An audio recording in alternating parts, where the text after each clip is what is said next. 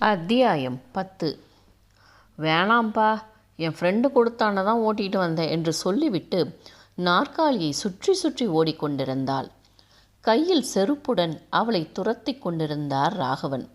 இருவரும் ஹாலை சுற்றி சுற்றி ஓடிக்கொண்டே இருந்தனர். நேத்ராவும் கிரிஜாவும் அறைக்குள் தலையை பிடித்து கொண்டு அமர்ந்திருந்தனர். ஓடி ஓடி களைத்து போன ராகவன், மரியாதையை ஒரு இடத்துல நில்லு, படிக்க அனுப்புனா அதை தவிர மற்றதெல்லாம் கற்றுக்கிட்டு வந்திருக்க, யார் உனக்கு பைக் ஓட்ட கற்றுக் கொடுத்தா என்று பேச்சு கொடுத்து கொண்டே அவள் அருகில் செல்ல முயன்றார்.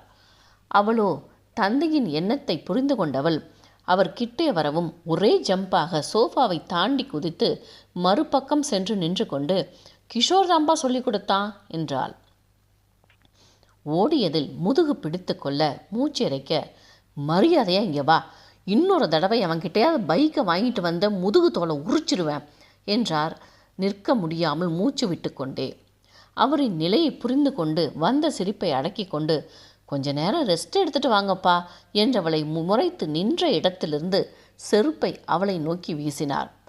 அந்த நேரம் நேத்ரா அரைக்கதவை மெதுவாக திறந்து பார்க்க ராகவன் வீசிய செருப்பு சரியாக அவள் மேல் சென்று விழுந்தது. அதை பார்த்து வயிற்றை பிடித்து கொண்டு சிரிக்க ஆரம்பித்தாள். முகத்தின் மீது விழுந்த செருப்பை கண்டு வலியுடன் கூடிய அழுகையில், பா எதுக்குப்பா என்னை அடிச்சிங்க என்றாள் ஆத்திரத்தோடு. அதற்குள் உள்ளே இருந்த கிரிஜாவும் வெளியே வந்து கணவரை முறைத்து, ஏங்க அவளை விட்டுட்டு இவளையே அடிச்சிங்க என்று சத்தம் போட்டார். இவ்வளவுக்கும் காரணமானவளோ அனைவரையும் பார்த்து சிரித்து கொண்டிருந்தாள்.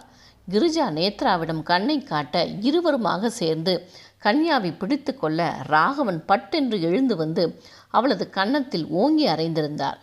படிக்க அனுப்புனா என்ன பண்ணிட்டு இருக்க, இன்னொரு தடவை இப்படி பைக்கை எடுத்துகிட்டு வந்த வெளுத்துருவேன் என்றார்.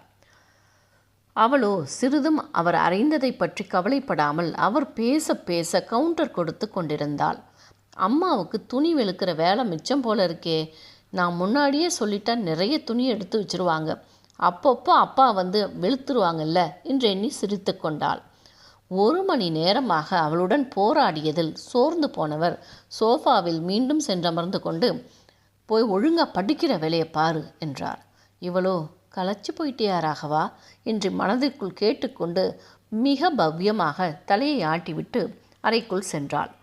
அவள் சென்றதும் பின்னேயே சென்ற நேத்ரா, நீ வாங்க வேண்டிய அடியை நான் வாங்கியிருக்கேண்டி, இதுக்காக நீ எனக்கு ஐஸ்கிரீம் வாங்கி கொடுக்கணும் என்றால் முகத்தை தூக்கி வைத்து கொண்டு. அவளோ தங்கையின் தோள்களை பற்றி கொண்டு, நீ எப்படி இவ்வளவு நல்லவளா இருக்க, நீ என் தங்கையானே டவுட்டாக இருக்குது, ஆஸ்பத்திரியில் மாறி ஏறி போயிருப்பியோ என்றால் கிண்டலாக. போக்க, நீ எப்படி தான் இப்படி இருக்கியோ, சரி சரி விடு, ஐஸ்கிரீம் தானே வாங்கி கொடுக்குற, இப்போ என்ன விடு, எனக்கு நிறைய வேலை இருக்குது என்று விட்டு நோட்டு புத்தகத்தை எடுத்து வைத்து கொண்டு எழுத ஆரம்பித்தாள். சூர்யாவோ வழக்கம் போல இல்லாமல் தவம் செய்பவனைப் போல தனது அறையில் அமர்ந்திருந்தான். யாரோ ஒரு பெண் வந்து தன்னிடம் காதலை அதிரடியாக சொல்லிச் சென்றது பேரதிர்ச்சியை கொடுத்திருந்தது. அவள் யார், ஏன் திடீரென்று அப்படி சொன்னாள் என்று பலவாறாக யோசித்தும் அவனால் கண்டுபிடிக்க முடியவில்லை. இறுதியாக யாராவது அவளை அப்படி செய்ய வைத்திருப்பார்கள், பெட்டு கட்டி என்று முடிவிற்கு வந்தான். இப்பொழுதெல்லாம் இலசுகள் இடையே இதெல்லாம் சகஜம் என்பதால் இப்படித்தான் இருக்க வேண்டும் என்கிற முடிவிற்கு வந்துவிட்டான். அவளை நினைத்து பார்த்தவனுக்கு, ஆம்பளை மாதிரி இருக்கா, கொஞ்சம் கூட பொண்ணு மாதிரி இல்லையே என்று எண்ணிக்கொண்டான். அன்று முழுவதும் அவளது சிந்தனையிலேயே கழிந்தது. மல்லி மகனை கவனித்து கொண்டுதான் இருந்தார். இன்னைக்கு இவனுக்கு என்ன ஆச்சு என்கிற கேள்வி அவர் மனதில் எழுந்தாலும் கணவரின் முன்பு அதை கேட்டு புது பிரச்சனையை உண்டாக்க வேண்டாம் என்று முடிவெடுத்து கொண்டார். மறுநாள் காலையும் மிக அமைதியாக எந்தவித ஆர்ப்பாட்டமும் இன்றி மகன் கிளம்புவதைக் கண்டு மனதிற்குள், ஆத்தா மகமாயி, என் பிள்ளைக்கு இப்போதான் புத்தி வந்திருக்கு, இதை இப்படியே கண்டினியூ பண்ண வை தாயி என்று வேண்டிக் கொண்டார். அவனும் பைக்கை எடுத்து கொண்டு தனது வழக்கமான பாதையில் பயணித்து கல்லூரி வாயிலுக்கு வரும் நேரம் அவனை வழிமறித்தது அவளது பைக். சட்டென்று பிரேக்கு போட்டவன் தன் முன்னே பைக்கில் நின்றவளைக் கண்டு உள்ளுக்குள் அதிர்ந்தான். அவளோ பைக்கை நிறுத்திவிட்டு அவன் அருகே சென்று கண்களை சிமிட்டி, என்ன சூர்யா, நேற்று நான் கனவுல வந்தனா என்றாள். அவன் பதில் சொல்லாமல் நிற்கவும் அவன் முகத்தின் முன்னே கையை ஆட்டி, ஹலோ பாஸ், என்ன கனவா என்றாள் சிரிப்புடன். அவளை ஆராய்ச்சி பார்வை பார்த்து கொண்டே வண்டியில் இருந்து இறங்கியவன், யார் நீ, எதுக்கு நேற்றுலேருந்து என்னை துரத்துற என்றான் சற்றே எரிச்சலான குரலில். கண்களை சிமிட்டி அவனை அதிசயமாக பார்த்து, என்ன சூர்யா இப்படி கேட்டுட்ட, உன் லவ்வரை பார்த்து இப்படி கேட்கலாமா என்றாள் கிண்டலாக. கடுகடுப்புடன் அவளை முறைத்தவன், லூஸ் மாதிரி பேசாமல் யார் நீ, நீ எதுக்காக என்கிட்ட இப்படி வந்து பேசிக்கிட்டு இருக்க என்றான் கோபமாக. இடுப்பில் கை வைத்து அவனை சுவாரஸ்யமாக பார்த்து அவனை ஒரு சுற்றி வந்தவள், நல்ல ஹெவி பில்ட்டாக தான் இருக்க சூர்யா, நான் சொல்கிறத நல்லா கேட்டுக்கோ, உன்னை எனக்கு ரொம்ப பிடிச்சிருக்கு, நீ தான் என்னுடைய லவ்வர்னு ஃபிக்ஸ் பண்ணிட்டேன் என்றால் அவன் கைகளை பற்றி இழுத்து. பாடி ஸ்ட்ராங்கு பேஸ்மெண்ட் வீக்கு என்பது போல சூர்யா உள்ளுக்குள் நடுங்கி போனான்.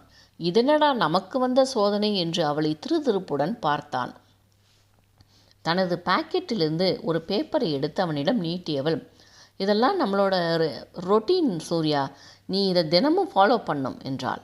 அதை வாங்காமல் அவளை முறைத்து, நீ என்ன லூஸா, உன்னை யாருன்னே தெரியாது, நீ என்னை விரும்பினா போதுமா, எனக்கு உன்னை பிடிக்க வேண்டாமா, இதெல்லாம் நல்லா இல்லை, முதல்ல இடத்த காலி பண்ணு என்றான். தலையை சாய்த்து அவனை பார்த்து கேலியாக சிரித்தவள், ஏண்டா உங்களுக்கு வந்தா ரத்தம், எங்களுக்கு வந்தா தக்காளி சட்னியா, நீங்கள் பொண்ணுங்களை அவங்க விருப்பம் இல்லாமல் விரும்புகிறேன்னு சொல்லி டார்ச்சர் பண்ணுவீங்க, ஆனால் நாங்கள் பண்ணினா அது லூசுத்தனமா, முடியாது சூர்யா, நீ தான் என் லவர், ரொம்ப பேசினேன், உன் காலேஜுக்கு வந்து உன் கிளாஸ்லேயே உட்காந்துருவேன் என்றாள் அழுத்தமாக. அவனும் கடுப்பாக, உன்னால் முடிஞ்சதை பார்த்துக்கிடி என்று கூறிவிட்டு பைக்கை கிளப்பிக்கொண்டு கல்லூரிக்குள் சென்று விட்டான்.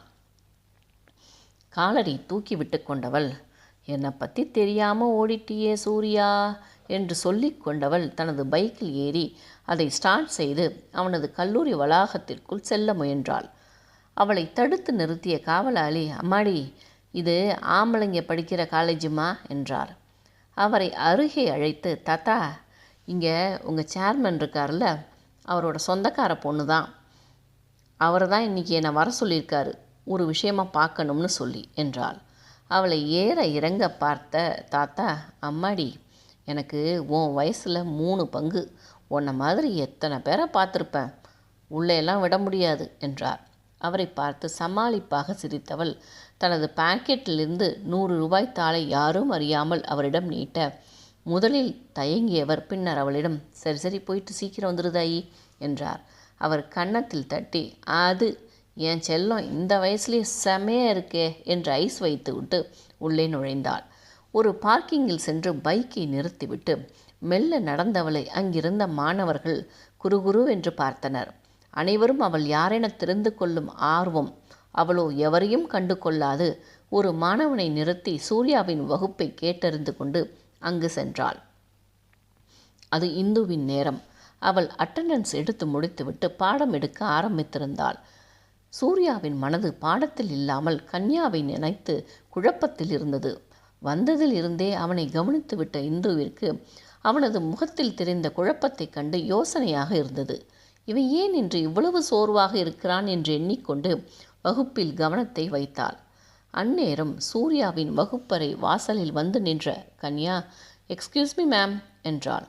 கஷ்டப்பட்டு பாடத்தில் கவனத்தை திருப்பி இருந்த சூர்யா வெளியில் வந்த சப்தத்தில் நிமிர்ந்து பார்க்க அங்கே அவளை கண்டதும் ஒரு நிமிடம் இதயம் நின்று துடித்தது. ரிஷியும் அவசரமாக சூர்யாவை திரும்பி பார்த்து, என்னடா இவ இங்கே வந்திருக்கா என்றான்.